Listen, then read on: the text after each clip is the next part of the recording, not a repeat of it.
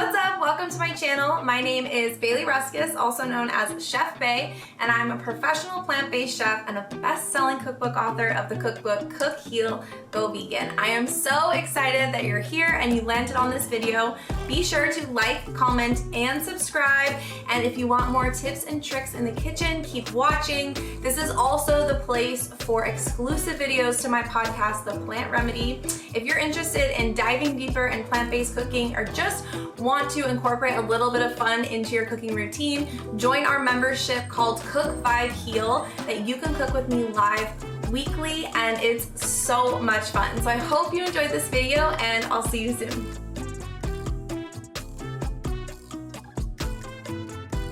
All right, you guys, I'm sitting here with Matt Bertulli. Thank you so much for being here. I'm so excited to chat.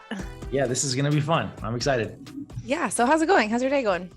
It's a little nutty. We're kind of in the middle of shipping Lomi, and the whole world's supply chains are broken. So it's a little nutty. It's probably how I would describe it. Yeah, it's really good. I can't complain. Yeah. Totally. I'm experiencing a lot of the same things with my books. Actually, my publisher and warehouse just ran out of cookbooks right before the holidays. So we're like, okay. I've been noticing this, like weird things that you go to order are, but that's what's happening, right? Like, I mean, in your neck of the woods, you see it. There's just boats just hanging out off the shore of Long Beach, and it's the same everywhere.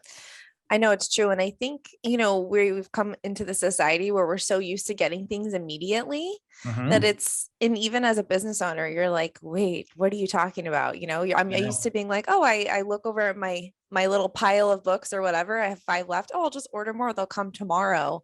And it's kind of definitely humbled me a little bit and being like, okay, like we need to plan ahead here. Yeah. You realize how fragile some parts of our lives right now really are. Yeah, exactly. Which is like so timely for this conversation when we're talking about sustainability. We're talking about trying to buy locally. I'm actually so excited for your food composter. I have been looking at that since you guys launched the first beta. Lomi has been, it's been a hit. Demand is a little insane.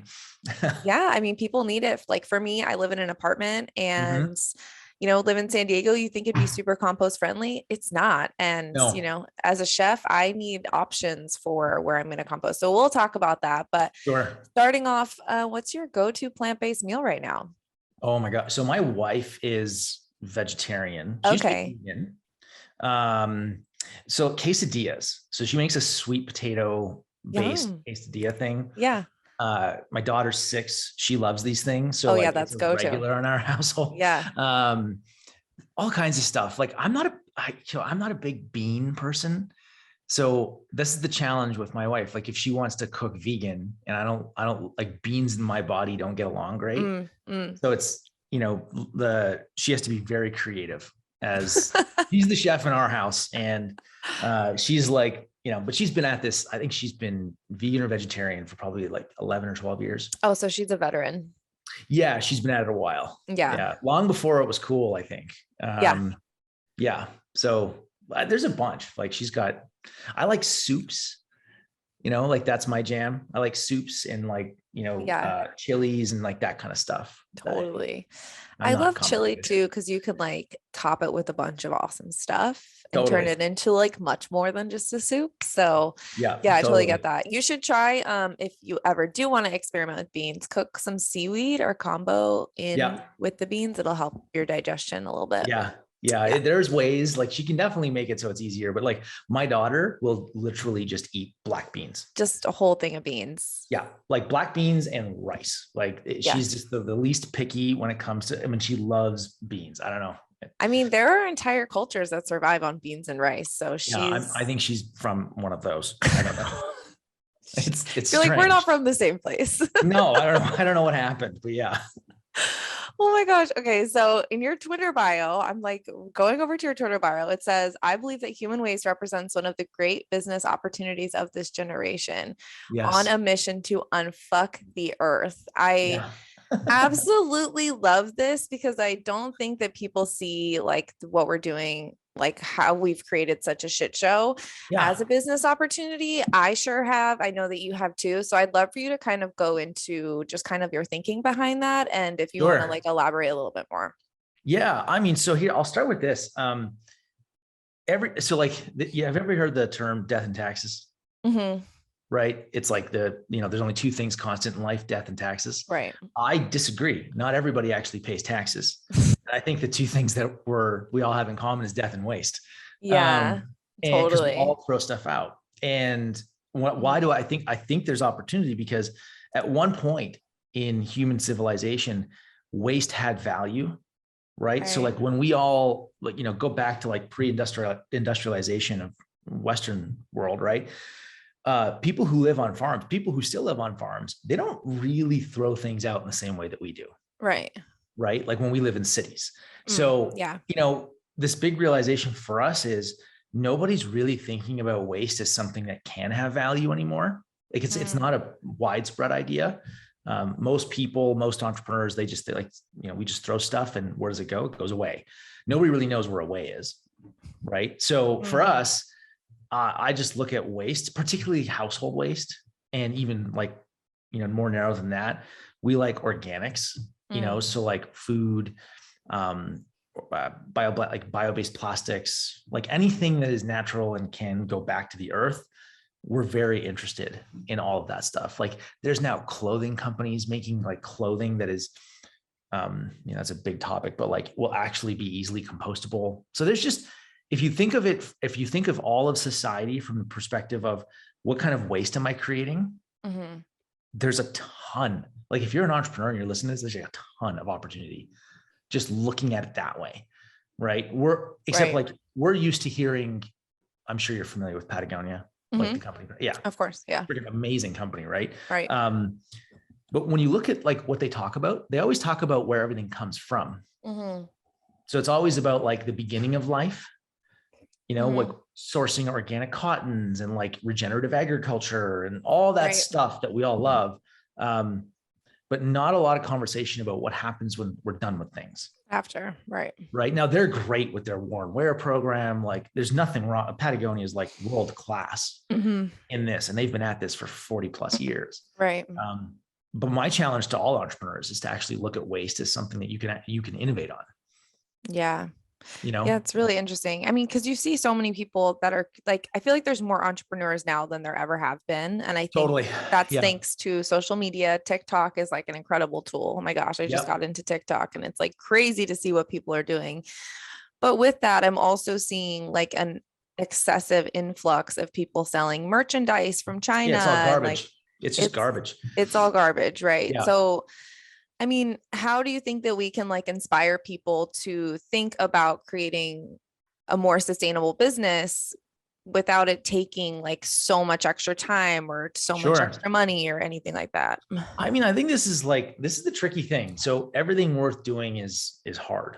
Right. Like I think that, we're in a generation of like, this is my second company. I sold my first, and we're in a generation of entrepreneurs right now that are coming up where like everybody wants easier and faster. And that's just where we're at.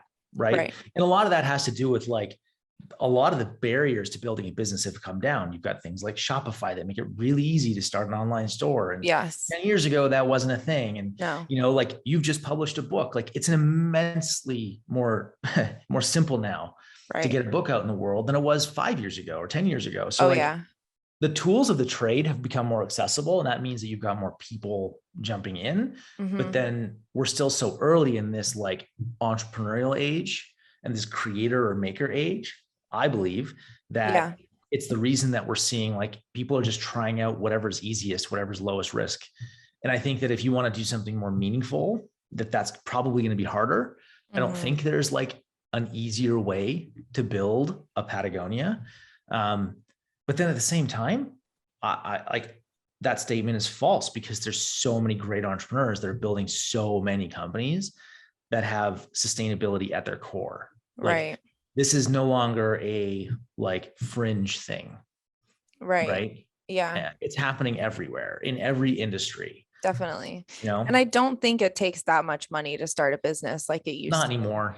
Yeah. I mean, you look at like millennials, right? Like I'm a millennial. We have so much debt. Just like it's just you're a millennial, you have debt. Like you have student loans, like that's just like part of it. And I think that people are finding ways around that to still be able to start a business and like they're just like deal with the debt later. It's just like part of it. It's like the student debt thing in the States, like it's absolutely insane. Oh yeah, you're in Canada. It's crazy. It is crazy that. Like, I forget what it was. I don't even remember where I heard this, but like somehow we've convinced like generations of people that the best way to get ahead in life is to start $200,000 in debt.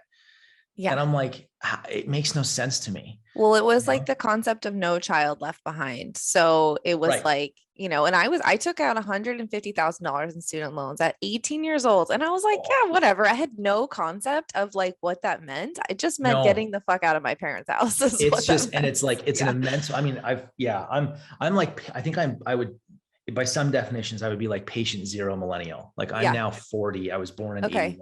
Okay. Most of my friends are millennials. Yeah. And my American friends, like this is the common thing. It's like their student debt loads are wild. Right. And it actually has like dramatic impact on your life, like the decision you make. And I'm really impressed by how many young people are actually becoming entrepreneurs or like choosing to not go get a regular job when so many of them have this burden. Well, and I think that's the interesting thing is like you have this immense debt and then you're like, the traditional trajectory of the debt is to go into a job that could pay off the debt for what you created the debt for. But most people are creating a business that has nothing to do with the debt that they accumulated. And it's actually, it's really interesting. And that in itself has environmental impacts too, because when you have $100,000 of the debt, this concept of fast fashion or the concept of like, cheap is important.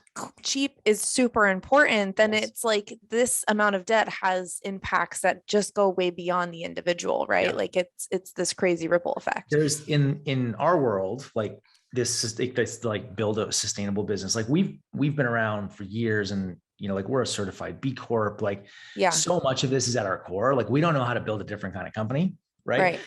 But in our world, a big conversation right now is actually the intersection of like, call it, sustainability and other things. So like you've got the intersection of sustainability and racism. You have the intersection of sustainability and social inequality or poverty. Right. And so the funny thing is like, you actually can't talk about sustainability without talking about the other things because the people most impacted by climate change, for example, are going to be the people who are least wealthy. Yes. And they're in countries that are like, they're poor countries, they're underdeveloped, or they're in America, like North America, Canada, the US, but they're in parts of the country that are like underdeveloped, social inequality is very high, poverty is very high. Like these are the people most impacted by it. So you actually can't do one without the other. Right. And like, I also often say, I'm like, if you go through what I talk about on Twitter, it's like,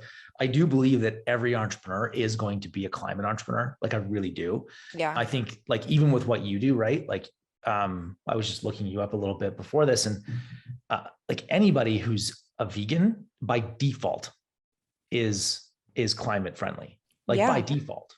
And anybody who's like a gardener or a farmer and is like is in regenerative agriculture or is like just that's their sort of their worldview by default is a climate activist.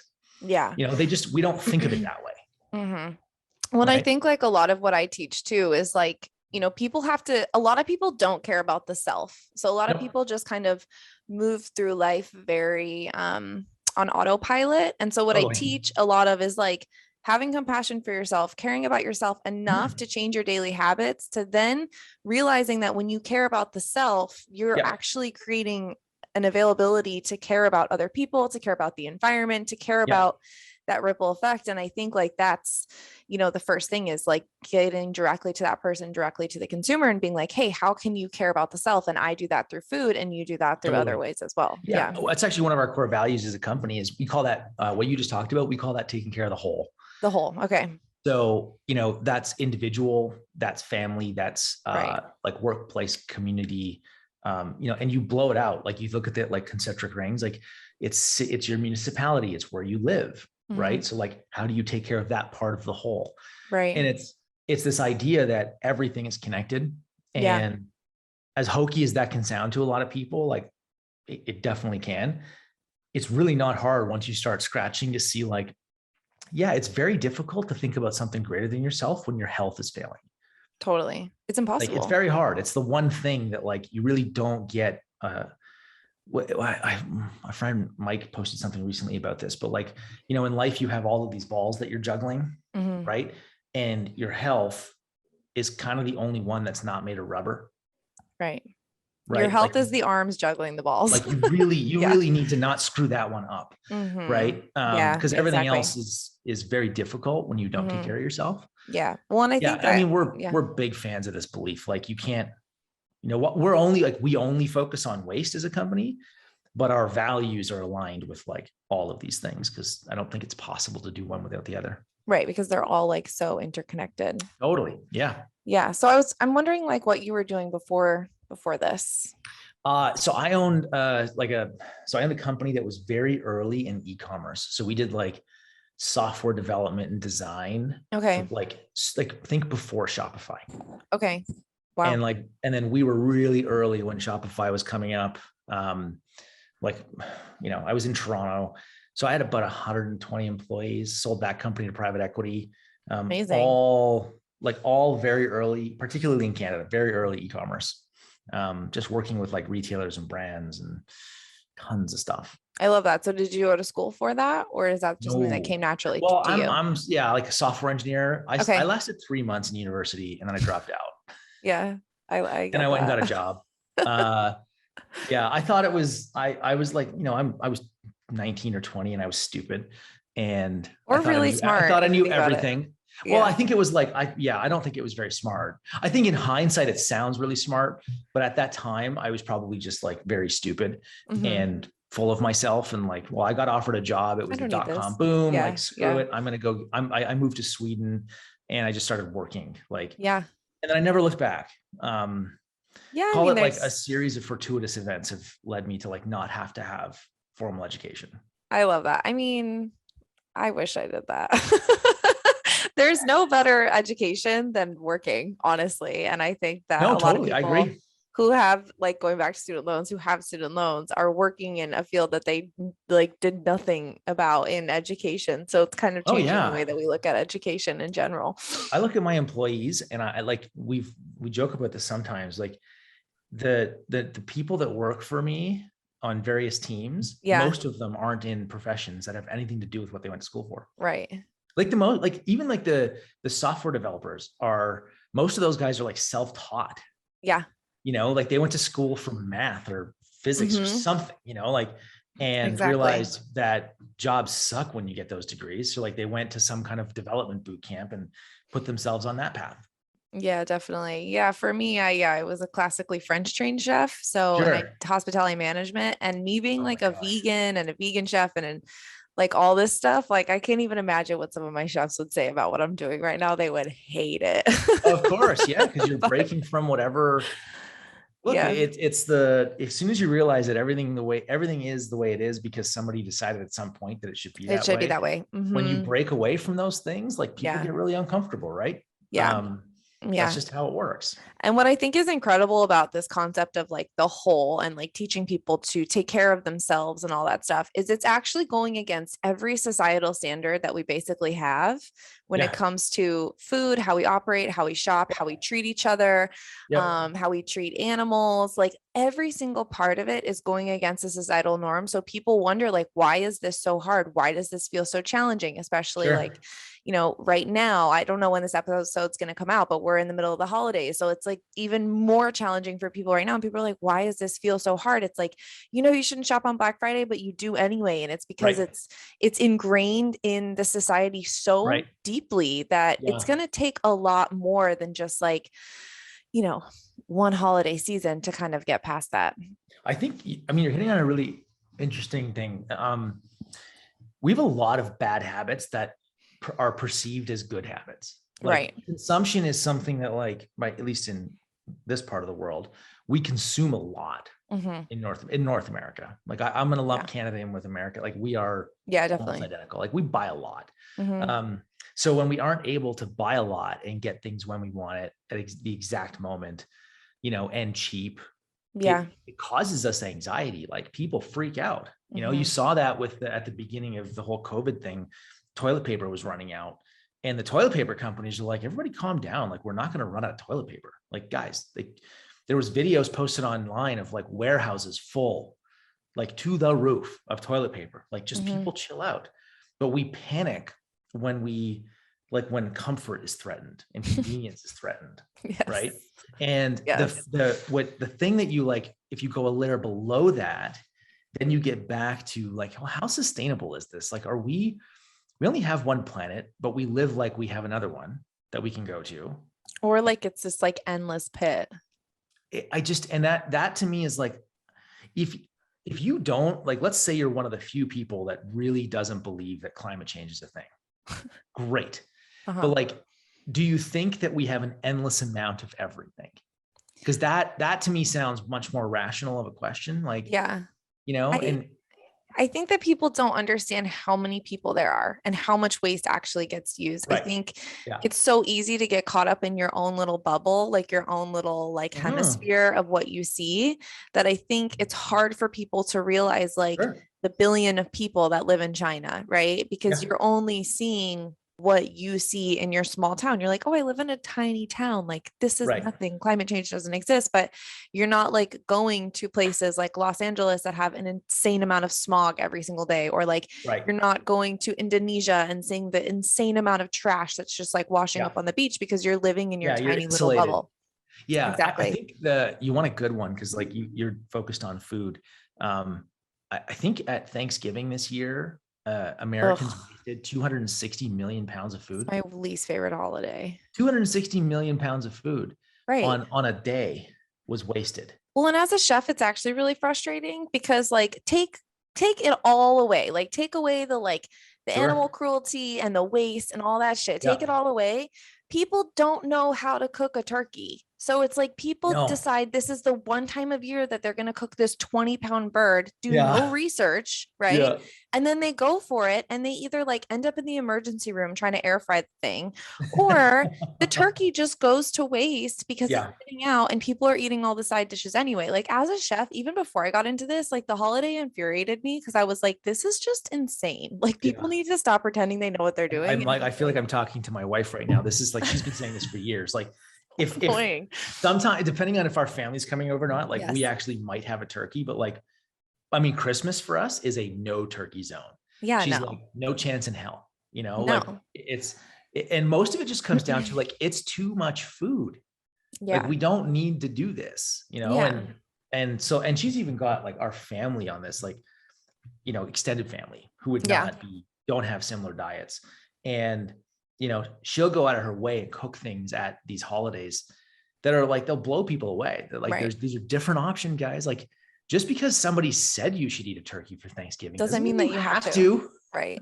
I think the nostalgia takes over and then people lose all sense of like what they actually want, because the nostalgia has taken over. You look at like meat, for instance. I mean, I talk about this all the time, but like meat is such an inefficient system of food. It is like most wildly inefficient. And then you look at how much of that meat gets wasted every single day.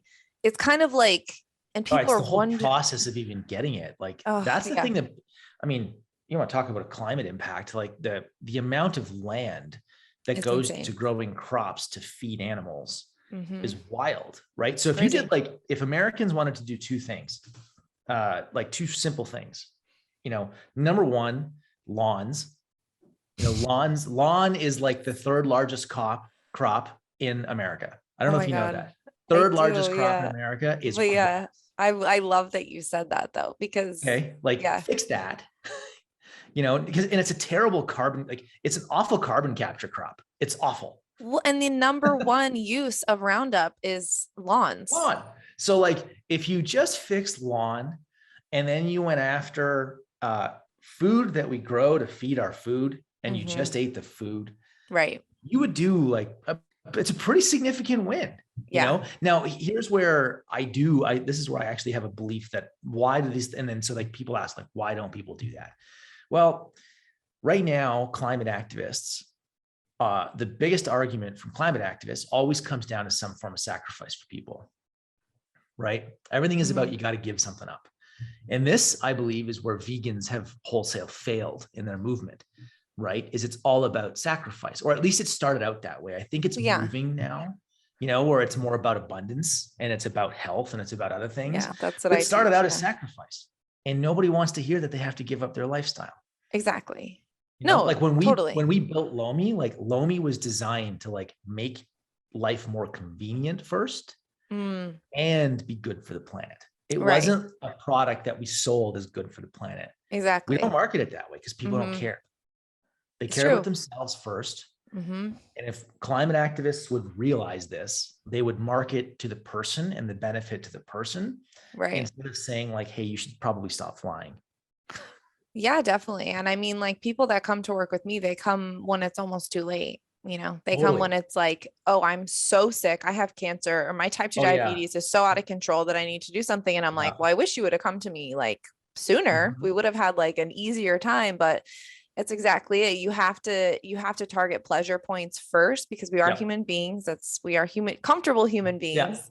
And you have to target the pleasure points, because that's, you know, it's, for me, it's about pleasure healing. And I always say pleasure first, because you know, as a French trained chef, that's what I was taught. Food is only about pleasure. It shouldn't be about anything else. And I've learned so much more since I was in that school 10 years ago. But that's a really good point. I totally agree with that.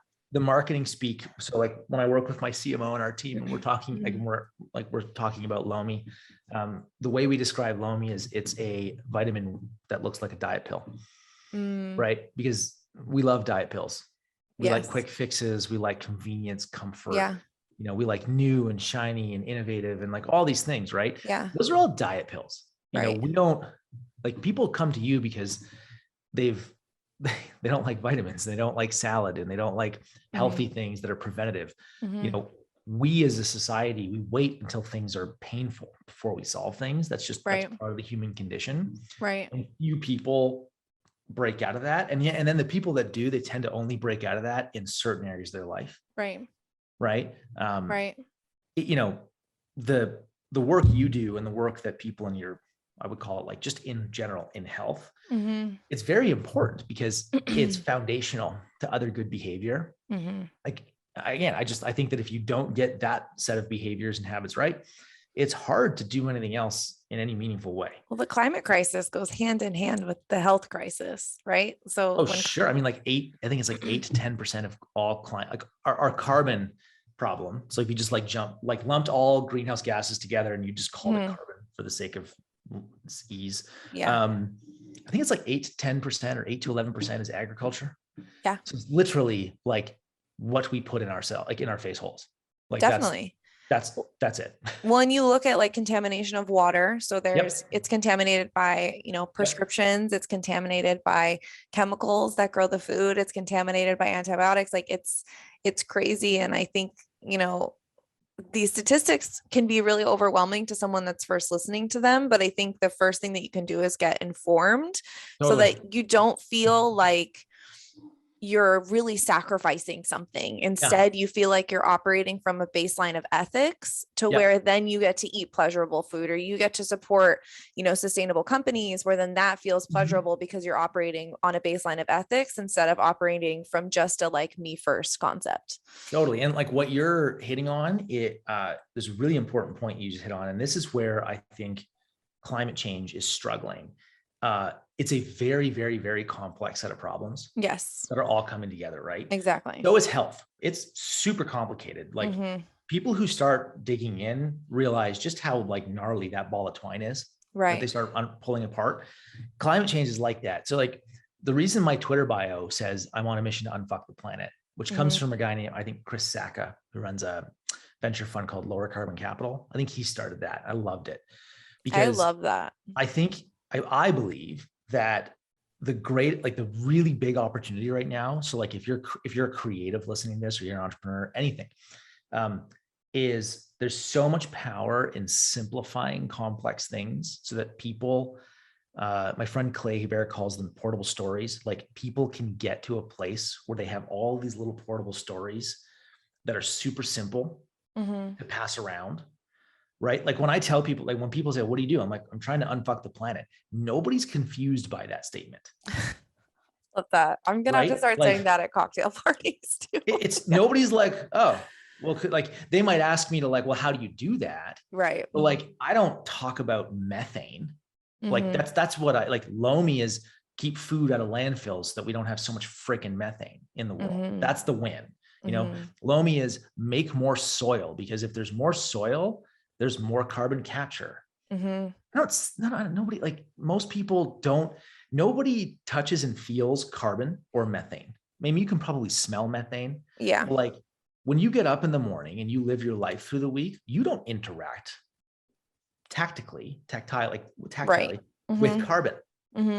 You do with waste. Waste is really like, you feel that, like you see it, you smell it.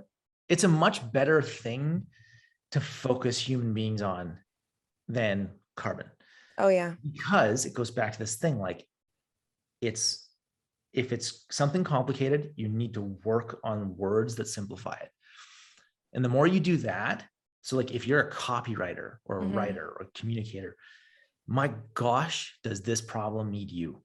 Right. Like it doesn't need, I think I was recently getting into this with somebody. I'm like, we don't actually need more scientists working on this.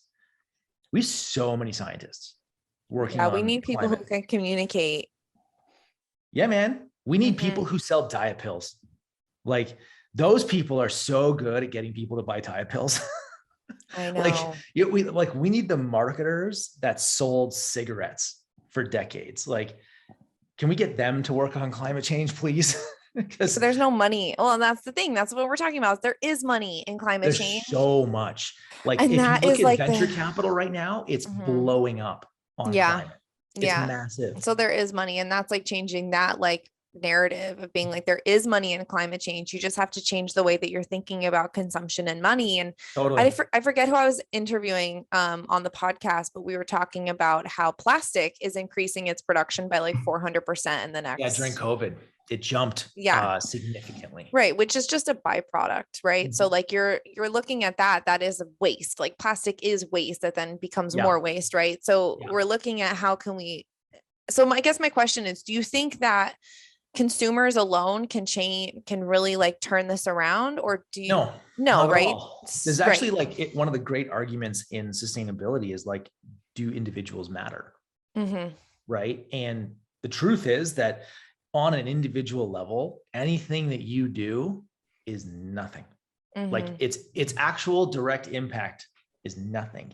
Now, where it gets really interesting is in two areas. Number one, most important one, is momentum. So the more that individuals are sharing these portable stories and taking action, the more that other people get on board. And the more that happens, the more that the people who run the systems, because climate change is a systems problem. So the people that run and make decisions on systems, they care very much about constituents. Like they care very much about votes. They care very much about like, what are the masses demanding? Right. They cater to us, right? So the first thing is momentum. The second thing is aggregate impact. So if everybody in America were to switch over to a vegan diet, that would have significant impact. But individually, you not eating meat quite literally does nothing. Like, but I will say, when you talk about momentum, if you look at the dairy industry, for instance, the dairy industry is very scared right now because of all of the people who are not consuming dairy anymore. So alcohol also, like, it's super early and it's tough to see right now. But if you look at the alcohol industry, like the non-alcoholic beverage movement is so big. Yeah. And it's gaining, it's a snowball. So like we've done this before. You know, what the problem with, again, just goes back to the climate change thing. Like the challenge with climate is it's a problem of 1,000 problems, right? And it's not fair to ask people to go solve all those problems individually. Like you actually really can't do much about where your electricity comes from. Right. Right. And like how we plug in is a major issue for climate. You can't really do much about, like, you can choose not to plug things in. You could choose not to fly. You could choose not to drive. But like, again, coming back to this thing, we're not going to build momentum by stopping. Right. Right. Like, that's not how momentum works. You don't create momentum by doing nothing. So like asking society to just like wholesale give up on a bunch of stuff is never going to work. So like individuals, we just have to figure out how we build momentum to influence systems change. And there's, it's happening too. Like, I think that's the other thing. People get very like anxious about climate. Yeah. Right. Man, like the grid is going to get greenified. Like, it's absolutely like, we're moving to a world where there's renewable energy, plant-based diets is growing at a pretty freaking alarming clip. Like, when you look at the data, which I do, because like Lomi is designed for people like you, it's designed for plant dominant households. Right.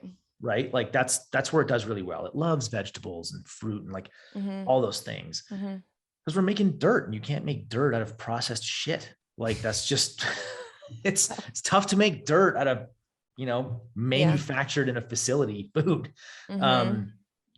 So like these movements are pretty significant. And the cool thing is it's all young people that are doing it, which is awesome. Yeah. Like, it's not my parents. My parents don't care.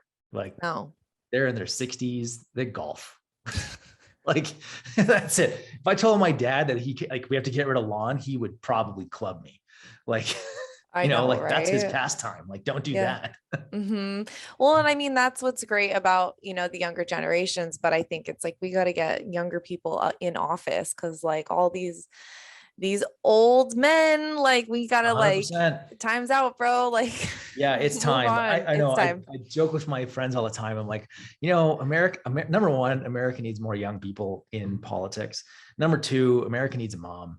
Like, America so needs bad. A mom so bad. Yeah. I know. Like, it's like America's had a dad for a long time, and I don't know that it's working so well anymore.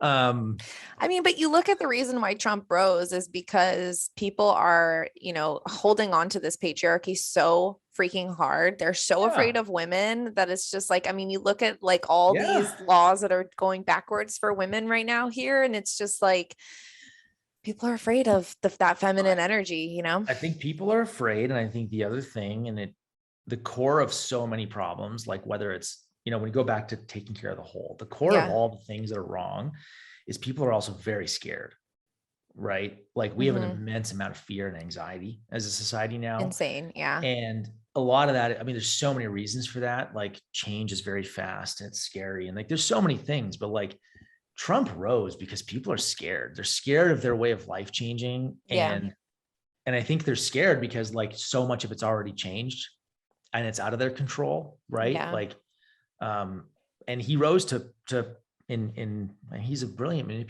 manipulator of media, because he's smart enough to realize that people are scared, and when people are scared, and same with Biden, like, he wrote a different kind of fear. Right. That's what drove him into the fear of Trump.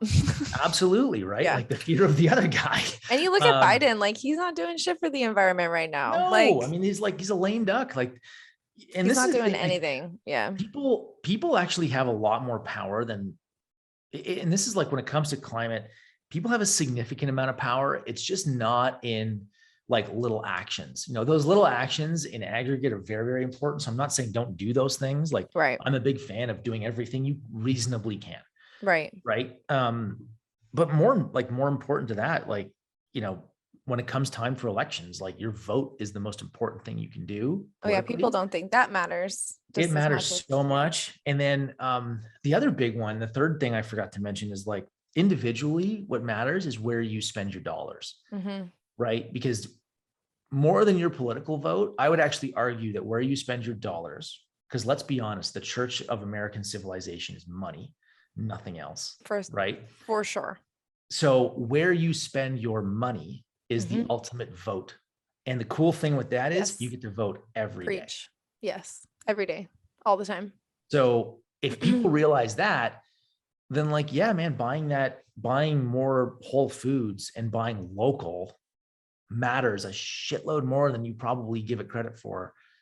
Right. Cause like if all of a sudden everybody in San Diego is buying from local vendors, is really freaking out, like Kraft Heinz and Mars Company and Procter and Gamble, like the people who sell you shit in a box all day long. Yeah. Well, the thing about San Diego that's really amazing is that it's a law that there has to be a farmer's market within your zip code every single day of the week. So, and that doesn't exist anywhere else. Like anywhere else I've lived, it doesn't exist. And so it gives people opportunity to buy local. Like I teach cooking classes and people from all over the world come virtually.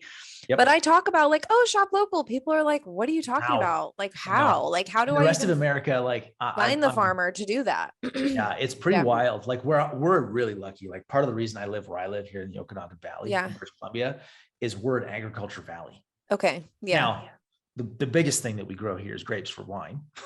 I'm down. We also have we have a massive wine industry here, or a massive organic wine industry, which is super cool. Wow. But also just huge amounts of local food. I love that. Right. So like that, you're lucky, we're lucky. Like not everybody is. There's also like, I don't know. I think if you're entrepreneurs too, like there's huge opportunity in regenerative agriculture, like vertical farming, local farming, like local production of food in like indoor farming technique is so freaking cool as an industry right now. Yeah. Because guess what's climate change is here. Yeah. Weather is erratic. Like it's wild at how people are like, well, it's always been like this. I'm like, well, the extremes have never been like this. And the frequency of extremes has never been like this. So like, yeah, sure. We've always had forest fires, but not quite like this. Like right now we have forest fires in good places, not bad places. So like, I mean, you look at California, the last 5 years, the scariest, because I grew up in Colorado. So like the forest fires in Colorado, they're all the time. Like that's just, it's part of summer, but in California, the forest fires are literally wiping out entire cities and people aren't thinking about that. And there's a big chunk of that forest fires. Like Trump wasn't wrong in that a lot of California's fire problems come from really, really poor forestry management. Like here in British Columbia, we have huge fires. Like we have a big fire season, but we've also over time gotten better and better at forest management. Like, like all around where I live, like in the fall, you see our firefighters doing controlled burns and like clearing out dead forest that is just like ripe for a crisis. So like, and this is what, like, if you look way back and you look at how like Native Americans and Native Canadians lived, they did this work. Like they took care of their land. Right. And that's why if you go, this is why I love to take care of the whole thing. Cause then if you look at it, like I want more local food. Right. Well, in order to have that, you need to have a really good local environment. Like you need to have good local biosphere, healthy soil, like healthy water. So many places don't even have those two things anymore because we've wiped them out. So like anything that people can do to participate in that movement, I think there's huge. I know there's massive dollars there. Like if you're looking for economic opportunity, there's a need. There's pretty a huge significant. Need. Yeah. It's not like tech is awesome, guys. Social media is cool. Like it's great. Those are just tools to do other things. Exactly. Like the goal shouldn't be to have a TikTok account. The goal should be to like use TikTok to reach people with. Well, that's the thing about TikTok. I have literally never seen an app convert as well as TikTok does. No, you're probably the right generation with the right message. Like TikTok is. I don't know. I just got on TikTok. I felt like I was too old for TikTok. I'm not gonna lie. Man. Then I just got on it. My book became a bestseller because one of my TikToks went viral, and overnight my book was a bestseller. And I was like, "Holy shit!" Like that's TikTok. It's still got organic reach, and like all the rest of the social platforms don't because they're all paid now, right? So TikTok. And look, let's be completely frank. TikTok's gonna go the way of Instagram. Like right now, you get great organic reach, and you can have a post go organically viral in a year or two. You're gonna have to pay for that. Just like you do on Facebook and Instagram. Like I know Instagram's a wash. That's their business model. And like, so get in now and have fun now. And build an audience now. Oh, totally. Like, yeah, owning an audience is like one of the best things you can do. Yeah. You know? Okay. We haven't even talked about like, we like ripped so hard. Okay. Wait, I just want to know why phone cases though. Like I have to know why phone cases. Well, so when I first invested in the company, Jeremy we started out as a material science lab. Right. Okay. And we actually we built Lomi. So we started working on Lomi 3 years ago to as a place that could eat the kind of material that our case was made out of. So like corn-based home compostable plastics. Smart. And the reason so we made phone cases, and number one, it's a super visible product. Everybody has one, right? Like 80% of people have one. Every phone case I've ever bought has been shit. So like and ours are good. Like they're really good. So exactly. It's plant-based, super visible. So it's a good conversation starter. It built a movement. Like we've got 1 million people that have bought Pela cases. That's amazing. Right. And it shows what's possible, because phone cases aren't the problem, right? It's food packaging. It's, we'll call it like high velocity plastic waste. I see. That's the problem. But if I can make a freaking phone case and a watch strap and sunglasses, I can do all of these more complex things out of plant-based plastics, compostable plastics, then why can't we make more simple things, right? So we've been early in this new age material science game. Lomi was designed to build infrastructure for these materials. Like you see it in California, just because it's California, more and more packaging is going to be compostable, right? More and more. The biggest companies in the world are moving here because governments are saying, you guys need to get rid of single-use plastic. It has to go away, particularly films, right? Wrappers and films. They don't get recycled. They never have. It's been a lie the whole time. Oh my God. Yeah. Look at just the last 50 plastic years. wrap. Like as a chef, like I just think about whenever I worked in restaurants, you would triple, quadruple wrap one sheet pan of something. You would just wrap and wrap and wrap. And that plastic wrap is never going to get recycled. Never. So, so much high velocity plastic is not recyclable. Even if it has the little symbol, this will freak people out. Even if you see a little recycling symbol on it, really good chance it's not getting recycled. Right? For sure. Like 90% chance, not a little bit, 90% of plastic does not get recycled. And almost all of it has that freaking symbol on it. Yeah. When I was younger, my boyfriend of a long time, his uncle worked in Marin County at the dump and the recycling plant. And he was like in upper management, and he's like, you guys he didn't recycle anything. Because he was like, you don't understand. And I was like, how are you not recycling? This is so irresponsible. He's like, nothing gets recycled. You don't understand. Like, it's all going to the dump. Freaking PR campaign from the oil industry to get us to be okay, to feel okay with throwing so much out. Right. Right. So like the phone case thing was, it's like our momentum builder. And then Lomi was okay, the whole world is moving here now, but there's nowhere for anybody to put these types of plastics, because compostable plastics also can't be recycled. Right. They shouldn't go to landfill, because when they degrade, they will produce methane. Like we don't want them there. Right. And commercial compost facilities can't take them, because commercial compost facilities make all of their money by making compost faster. So if you put plastics in those facilities, like my phone case, you slow down their composting, which means they can't make as much money. So when you send compostable plastics to into your green bin, they filter that stuff out because they don't want it. It threatens their business model. So they throw it to the dump. So Lomi was actually designed as the beginnings of scalable, compostable infrastructure. So let's put it in people's homes. Yeah. It happens to be freaking awesome at food, because we worked backwards from, can it eat our phone case? Right.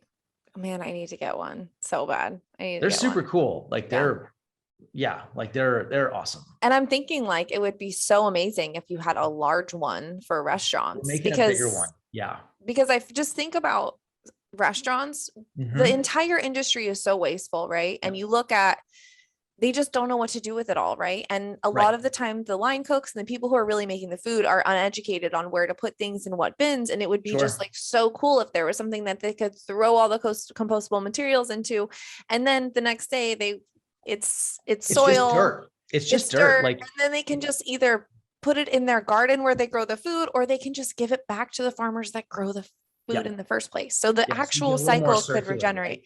Yeah. Because right now it's just a line that goes into the dump. Yeah, it's exactly. Linear right to the dump. And like, the waste, people don't know this, but like the waste management industry is $2.6 trillion a year. Wow.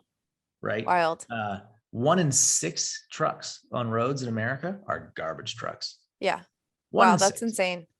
So like, it's a huge opportunity from not just for us, but like for any aspect of it, to look at it not in that linear, like take, make, waste, but like, how do you actually design more circular systems? Like, so for restaurants and for people, dirt actually has value. Like, I don't know, people may not know this, but they probably do. If you've ever bought dirt from Home Depot, you paid for it. Definitely. You paid for a bag of soil for your garden. Yeah, like, I live next to a plant nursery. That shit's not cheap. No, it's not cheap. So like, it's like, my vision here is like, can every home in America become a soil manufacturing facility? Like, is this going to be, can we make this the new dishwasher? So like, everybody has one and nobody can imagine a life without one. I don't have a dishwasher. You don't have a dishwasher? No. Oh my gosh. Or a washer or dryer. I'm living in the Stone Age. As a chef. That's amazing. Yeah, I don't know. I've never had a dishwasher as an adult. It's weird. Every apartment I've ever moved into, no dishwasher. Wow. Okay, so not everybody has a dishwasher. Most people I know have dishwashers. It's a major convenience in a home. I know. But yeah, you're right. Like restaurants, think about restaurants going back to that. Like, what would happen if, so Lomi, the crazy thing to me is that it's a 3-liter bucket, right? That you're putting all this into. Turn it on and it turns into dirt, usually while you sleep. You run it at night. It reduces food waste by weight and volume by 80%. Wow. Like 80. So let's just say that like you're in an apartment, you want to put that dirt in a green bin and have somebody pick it up. Well, you need 80% less garbage trucks coming around picking up dirt. You're gonna cost like gasoline, right? There's like more like there's a lot more to it than just like a truck. So, the impact of this, like, it's super convenient for the individual, but the impact of it on the entire system that needs is better upgrading anyway is pretty big. That's awesome. Yeah, I could talk to you about this for literally like 3 more hours. I have so many more questions, but I know you're a busy guy. It's a fun topic. I know, it's great. So I'm just going to ask you some rapid fire questions, random questions, to get to know you a little bit better. And just first thing that comes to mind. So are you a sweet or savory kind of guy? Savory. Savory. Early bird or night owl? Oh, very early. Oh, okay. I'm working on it. I was up working until 1 a.m. last night. So I got up at 4:30 today. 4:30? Oh man, I got a lot of work to do. Okay. Would you rather work from home or work from the office? Both. I can't. I do both. Okay. That's nice. I don't have a preference. My preference is have both. Have both. Half day, half like morning at home. Yeah. I go into the office 2-3 days a week and I work from home 2-3 days a week. Depends on how I'm feeling. It's the perfect I'm at home right now and it's awesome. I love it. Are you a road trip kind of guy or do you like to internationally travel? Road trip. I kind of had a feeling you would say that, even though we hadn't met yet. Okay. So speaking from an eco-friendly kind of view, would you rather bike to work or take public transit? Bike, always. Bike. Yeah, I know, right? I don't like sitting on the bus very much. No. What's your morning routine? Up, coffee, walk the dog, read at least 10 pages. And then, I just kind of get into it. Nice. Yeah. Every article I read about every successful CEO is that they read first thing in the morning. So I read at night. I just read a lot. I try to spend like an hour a day reading. So what are you currently reading? Right now, actually, I'll show you this book by Greg McKeown. It's called Effortless. Okay. So he wrote another book, I think called Essentialism. He's awesome. This book's great. Okay. I'm going to have to pick it up. Thanks for this. Thanks for the suggestion. What's your New Year's resolution this year? I don't do New Year's resolutions. I love it. Do you have any like life resolutions that you're trying to do personally? I do 90-day plans. Okay. I like that. I do something very similar. Yeah. So like themes on what I'm working on. And usually it's like, themed around health, wealth, family, fun, that kind of stuff. I love that. What's your biggest pet peeve? Oh my God. People who complain but never do anything about it. Yes, society as a whole. Complaining. Yeah, right. Okay, so if you weren't doing what you're doing now, what would you be doing for work? I like to write. So I'm a nerd on words. So I would probably be doing something. I would likely be in climate, but like more on the, like I'd be trying to figure out storytelling. I love that. Yeah. That's cool. That's like a big part of owning a business as well. So that's great. Well, final question. Do you have any final words of wisdom for our audience? Who's like, how would you describe your audience? And then I can try. Honestly, our audience is all over the place. Oops, I just smacked my microphone. Sorry, guys. Our audience is all over the place. There's a lot of women who listen to this. A lot of women who have like health concerns. I think we're like a 90% women based audience, but from all over the world. So. Oh, super cool. So you're international too. Yeah. Yeah. Oh, wow. My no gosh. Pressure. You know what, so like the one that like comes up the most for me, because I've got a 6-year-old daughter, right? Mm-hmm. Is the world needs helpers more than ever. Right. And like the more that you can frame up how you spend your time is like the world needs helpers. There's just so much to do. And it gives purpose to people. Yeah. Right. And it's one of the great prizes in life is to work hard at work worth doing. I think that was Teddy Roosevelt that said that. So yeah, do that. Epic. Love it. Thanks so much.